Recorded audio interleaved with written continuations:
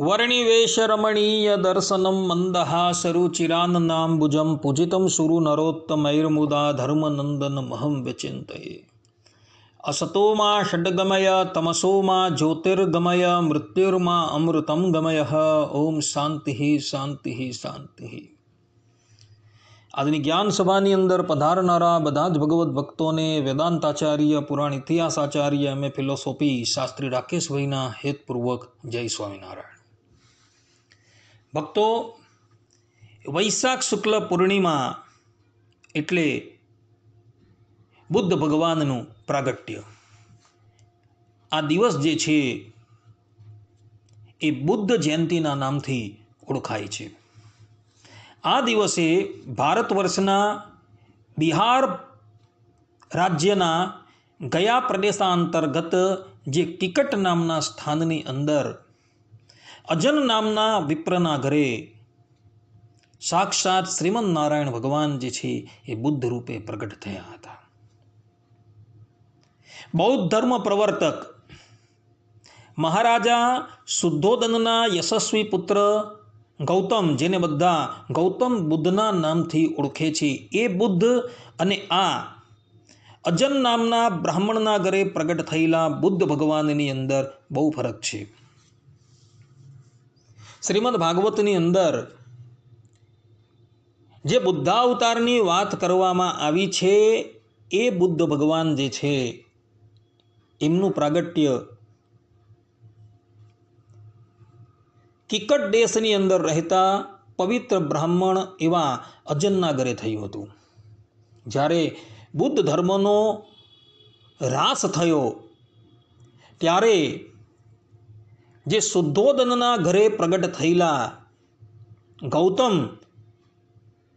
એમનું પ્રાગટ્ય જે છે એ ક્ષત્રિય વંશની અંદર થયું છે અને એ બુદ્ધોના આચાર્ય છે.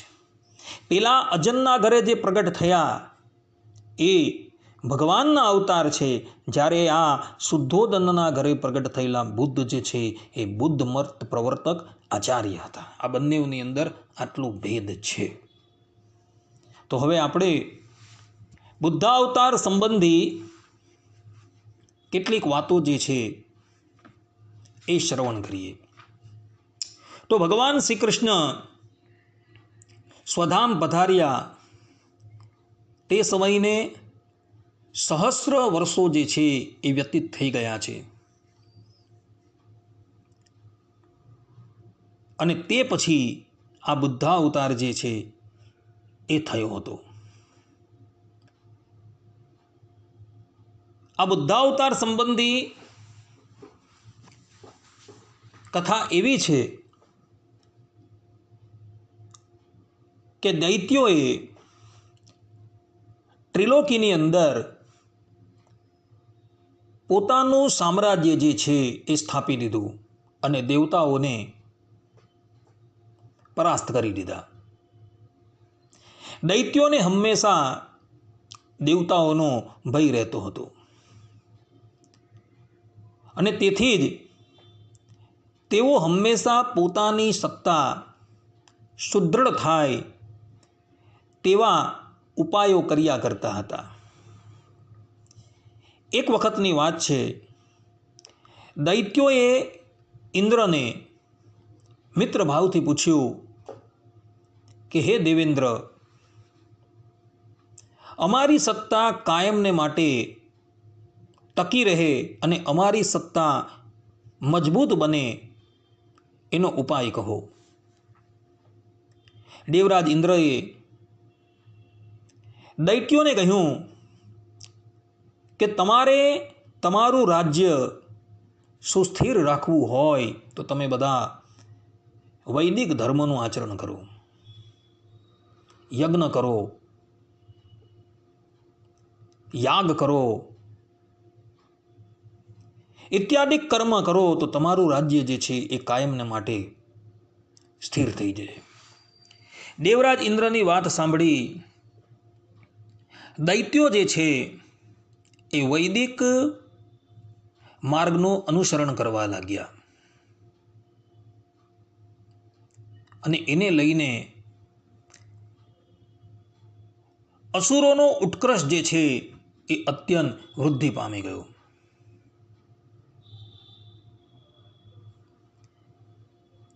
તે પછી આ દૈત્યો જે છે એ નિર્ભય થઈ ગયા અને નિર્ભય થયેલા દૈત્યો રાજસત્તાના મદમાં ગર્વિષ્ઠ બન્યા અને સ્વચ્છંદી બની ગયા. તેઓએ અંતરિક્ષની અંદર યથેષ્ટ ચાલી શકે એવા મોટા મોટા નગર તૈયાર કરાવ્યા અને નગરોમાં રહી એ દૈત્યો જે છે એ પોતાની સ્વાભાવિક વૃત્તિ પ્રમાણે લોકોને દુઃખ આપવા માંડ્યા અને એ લોકોના આતંકથી સંપૂર્ણ ત્રિલોકી જે છે એ ત્રાહિમામ પોકારી ગઈ. એટલે બધા જ દેવતાઓ જે છે એ ભગવાન વિષ્ણુના શરણમાં ગયા અને ભગવાન વિષ્ણુને પ્રાર્થના કરે છે કે હે પ્રભુ, કૃપા કરીને તમે આ દૈત્યો થકી અમારી રક્ષા કરો. દેવતાઓની પ્રાર્થના સાંભળી ભગવાન શ્રીમન નારાયણ દેવતાઓની સન્મુખ પ્રગટ થાય છે અને તેઓને કહ્યું કે હે દેવો, તમે કોઈ પણ જાતનો ભય ન રાખો. હું દૈત્યોને મોહિત કરવાને અર્થે બુદ્ધ અવતાર ધારણ કરીશ અને મારા આચરણ દ્વારા હું બધા જ દૈત્યોને એના ધર્મથી વિમુખ કરી દેવા. આ પ્રમાણે કહી શ્રીમન નારાયણ અંતર્ધાન થઈ જાય છે અને તે પછી શ્રીમન નારાયણ ભગવાન જે છે એ પોતાનું વચન સિદ્ધ કરવાને અર્થે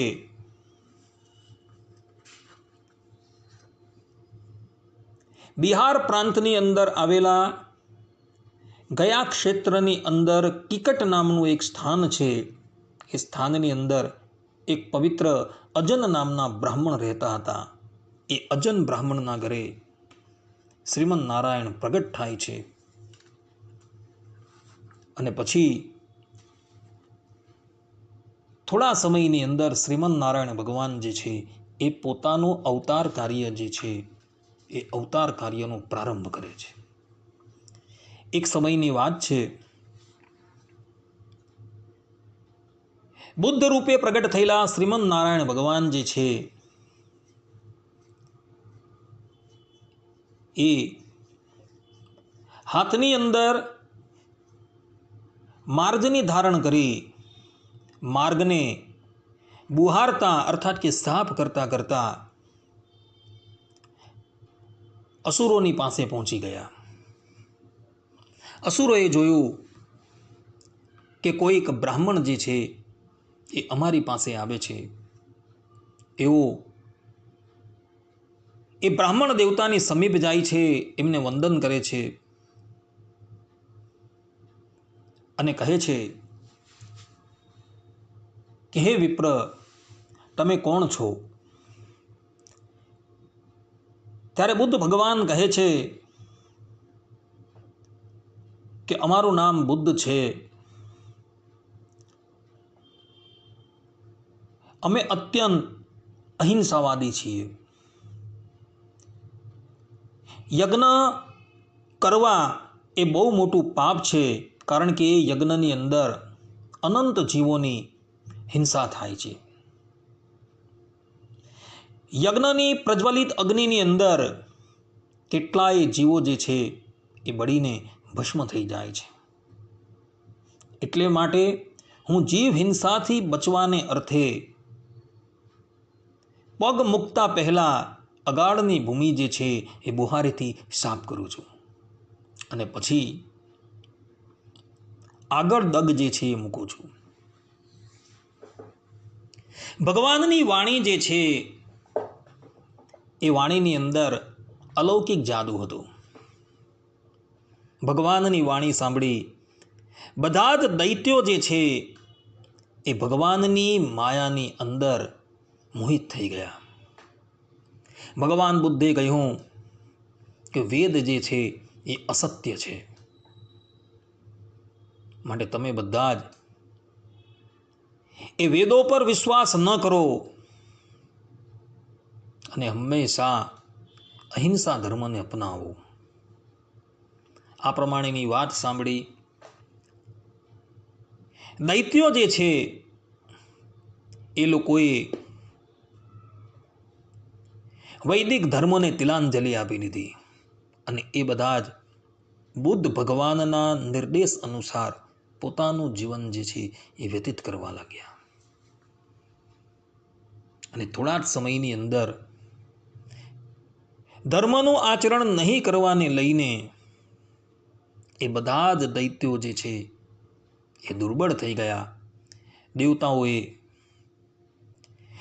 દૈત્યોની ઉપર આક્રમણ કર્યું અને દૈત્યોને એના સ્થાનેથી ભ્રષ્ટ કરી દીધા. અને તે પછી ત્રિલોકીની અંદર દેવતાઓએ પોતાના સામ્રાજ્યનો વિસ્તાર કર્યો. આ પ્રમાણેની કથા ભક્તો પુરાણોની અંદર જોવા મળે છે. ભક્તો, બુદ્ધ ભગવાન જે છે એઓએ વેદને અસત્ય ઠરાવેલા છે. અને જે વ્યક્તિ વેદની નિંદા કરતો હોય અને નિંદા કરનાર સ્વયં શ્રીમન નારાયણ જ કેમ ન હોય, આપણે એવી વ્યક્તિને ક્યારેય પણ માનતા નથી. અને મનુસ્મૃતિમાં કહ્યા પ્રમાણે વેદ નિંદકો નાસ્તિક, કે વેદની નિંદા કરે છે એ નાસ્તિક છે. બુદ્ધ લોકો ઈશ્વરનો વિરોધ નથી કરતા. એ લોકો બુદ્ધ ભગવાનને ઈશ્વર માને છે, પરંતુ એ લોકો વેદને નથી માનતા. કારણ કે બુદ્ધ ભગવાને એમને મોહિત કરવા માટે એવો ઉપદેશ આપેલો છે. અને વેદને નથી માનતા એટલે એ લોકો નાસ્તિક કહેવાય છે. કારણ કે મનુસ્મૃતિમાં કહ્યા પ્રમાણે વેદ નિંદકો નાસ્તિક, કે જે વેદની નિંદા કરે છે એ નાસ્તિક છે. શ્રીમન નારાયણ ભગવાને આ બુદ્ધા અવતારની અંદર વેદની નિંદા કરી છે. અને સનાતન ધર્મીઓ જે છે એ વેદની અંદર એટલી આસ્થા ધરાવે છે કે વેદની નિંદા કરનાર જો શ્રીમન નારાયણ હોય તો એ શ્રીમન નારાયણ પણ અમને માન્ય નથી. અને એટલે માટે સનાતન ધર્મીઓ ક્યારેય પણ વેદની નિંદા કરનારા બુદ્ધ ભગવાનની પ્રતિમાઓ પધરાવતા નથી. એમની અવતાર તિથિ ક્યારેય પણ મનાવતા નથી. એમની જન્મ જયંતિ ક્યારેય પણ મનાવતા નથી. એનું કારણ આયરું આ છે. બુદ્ધાવતાર ભગવાનના 24 અવતારમાંથી એક અવતાર છે. છતાં પણ કોઈ પણ સનાતન ધર્મી, કોઈ પણ સનાતન ધર્મનો અનુયાયી અથવા તો કોઈ પણ સંપ્રદાયના અનુયાયીઓ બુદ્ધ ભગવાનની પ્રતિમા જે છે એ પધરાવતા નથી અને બુદ્ધ ભગવાનના ઉપદેશને ક્યારેય પણ માન્યતા આપતા નથી. એનું કારણ આ છે. માટે ભક્તો, આપણે પણ બુદ્ધ અવતારને માનવાનો છે, પણ બુદ્ધ ભગવાને જે ઉપદેશ આપેલો છે એ ઉપદેશ વેદ વિરુદ્ધ હોવાથી આપણે એ ઉપદેશ ક્યારેય પણ ગ્રહણ કરવાનો નથી. આ સિદ્ધાંત વાત છે. આટલું કહીને હું મારા પ્રવચનને અહીં વિરામ આપું છું. સર્વે સંતુ નિરામયઃ, સર્વે સુખીનો ભવંતુ, સર્વે ભદ્રાણી પશ્યંતુ, મા કશ્ચિત દુઃખ ભાગ ભવેત. અસ્તુ. જય સ્વામિનારાયણ.